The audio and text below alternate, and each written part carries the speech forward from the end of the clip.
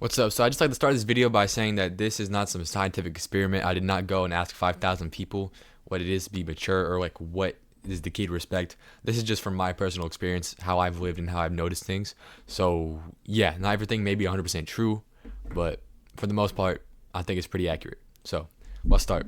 Let's start this video by first introducing like the definition of maturity, right?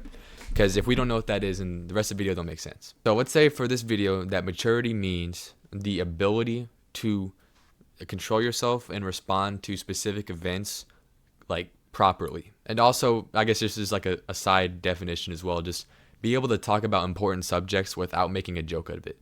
Because I had this one friend who I ask him sometimes like, hey, what you want to do with your life? You know what I'm saying? What do you see in your future? And he's like, beating my wife. And it's like, okay, bro.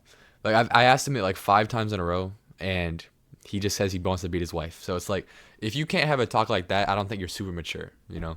So just the ability to control yourself, the ability to respond correctly to certain situations that may have like problems for you, stuff like that, right? Self-control, and you can be serious at times. My experience is that sometimes I act immature, especially at school sometimes with other kids that are also really immature, and not even really immature, but they also act immature at school. So sometimes I'll be immature, but I have a switch, and when I flip it, I can be more mature. You know what I'm saying? It's like I can activate it. So I'm not saying you always have to be the super mature, stubborn, stern guy who's like always thinking about the future at all times, can never joke around. What I'm saying is that you have to at least have a switch that you can flip it, and you can be like, okay, I'm mature, I'm thinking properly, I can handle these things. You know what I'm saying? So don't just be like a rock that just is always stern. You can be chilling sometimes, but at least have a switch. You know what I'm saying? Be able to switch maturity on. So I said that maturity is the key to respect. And why do I say this? The first example is for the people who are around me. There's this one guy. I'm not gonna out him or anything because that's kind of messed up. But there's this one guy. He's my friend, and he's a freshman, right? If the people that know me, that watch these videos, you know who I'm talking about probably. But there's this one dude acts super immature, and it's like, yeah, I respect him as a person, but like he's not held in high regard in terms of his opinion and stuff like that. He makes jokes that like only 8-year-olds can really laugh to. You know what I'm saying? That stereotype, that archetype of a person, you probably know one. That's him, right?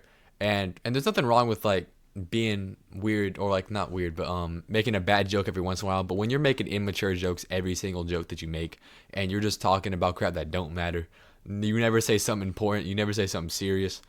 That like you get respect, but as a human, not as like a important person, right? So that's one reason why I think that maturity is a key to respect, because if you don't have it, then people do not care what you say.